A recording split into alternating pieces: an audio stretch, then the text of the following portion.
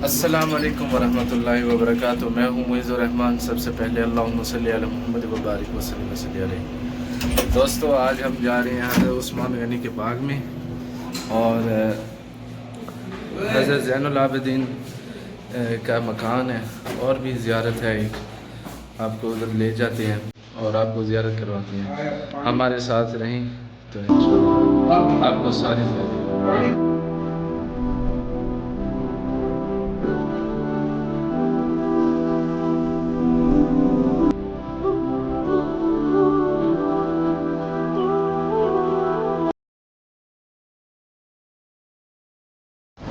तो दोस्तों, ये वो जगह है, हज़रत ज़ैनुल आबिदीन का घर है। ये वाक़े करबला के बाद हज़रत ज़ैनुल आबिदीन इधर ही आके ठहरे थे और इधर ही अपना मकान बना लिया था। माशाल्लाह उसी तरह ही अभी भी मौजूद है मकान। ये सामने आपको नज़र आ रहा होगा, ये कुआं है हज़रत ज़ैनुल आबिदीन का। घर का कुआं होगा या इलाके का कुआं होगा, ये कुआं ही है सामने।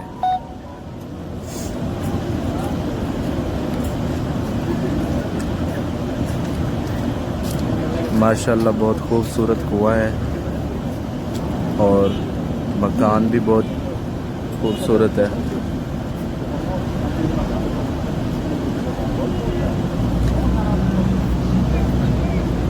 ये देखें, ये मकान है, यह सामने दरवाज़ा है। फ़िलहाल इन्होंने ये बंद किया हुआ है, इधर काम चल रहा है या कोई चीज़ करेंगे, इंशाल्लाह खोलेंगे लाजमी। ये सामने खिड़की है घर की।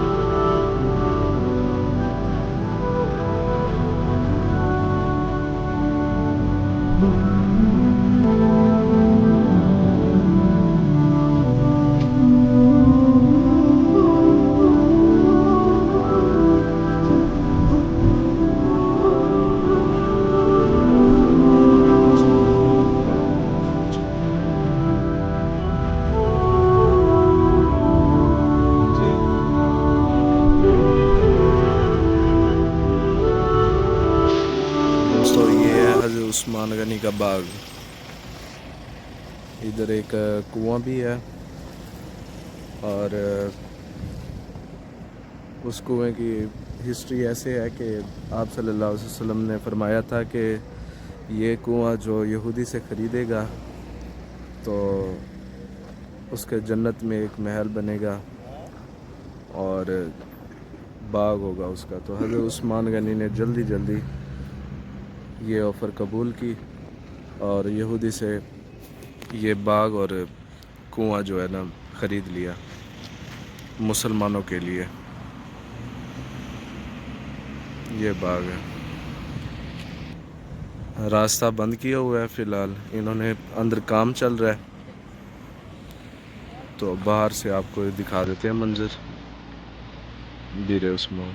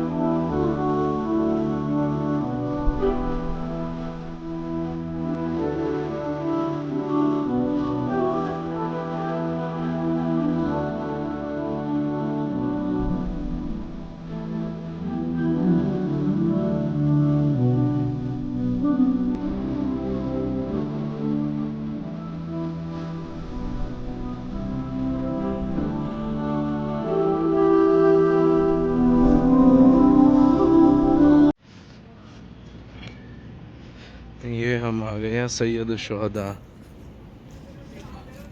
इधर जंग ओहद हुई थी और ये जो सामने आपको जगह नज़र आ रही है इधर शुहदा दफन है, जिनमें हज़रत अमीर हमज़ा सल्लल्लाहु अलैहि वसल्लम के चचा भी दफन है इधर।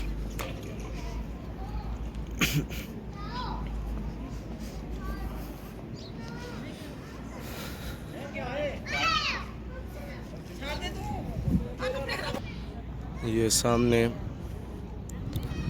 ओहद का पहाड़ है, इधर ये सारा ओहद का पहाड़ है।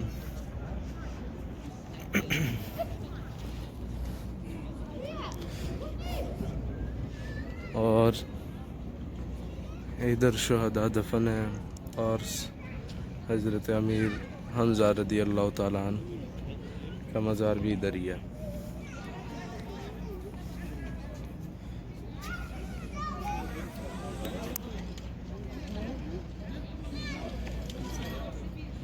तो दोस्तों आपको मैंने सारी ज़ियारतें करा दी हैं, तो वीडियो को करता हूँ इधर एंड। सबसे पहले मेरे चैनल जमील आंसर्स को सब्सक्राइब करें। अभी के लिए इजाज़त दीजिए, अल्लाह हाफ़िज़।